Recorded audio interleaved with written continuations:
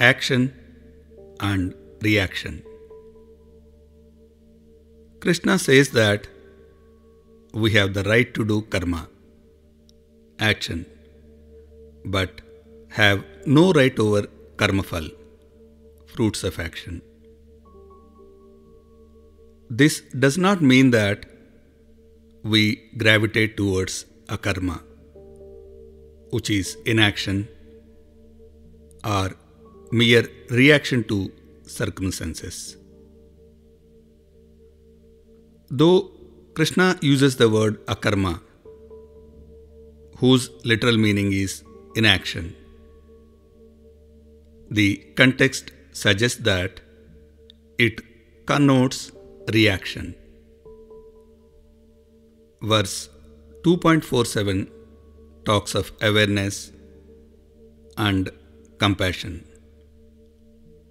Awareness that karma and karmafal are separate, and compassion towards others and ourselves. Krishna says that without performing karma, our survival is impossible, as maintenance of the physical body requires karma like eating, etc. The gunas, sattva, tamo, and rajo, constantly drive us towards karma. Hence, there is hardly any place for akarma.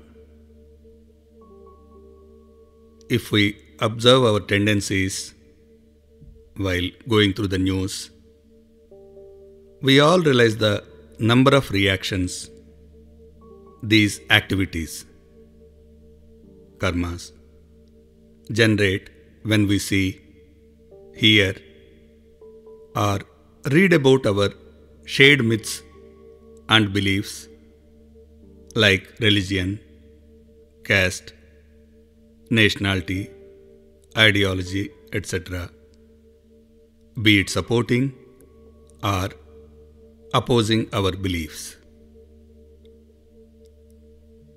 It is the same with our interactions in the family and workplace, where it's more of reaction in terms of words and deeds emanating from a judging mind. Such a reaction to situations and people snatch away the joy from our lives as we move away from action that arises out of awareness and compassion. An intellect who is aware would be better able to understand the points of view of others and subsequently act in an empathetic manner. Krishna indicates that we should be aware about the akarma, reaction, generated in us in response to the karma of others. Simultaneously, he advises us not to indulge in such karma that has the potential of generating a reaction in others. Practicing this would take us to the highest levels of maturity, integrity, and joy.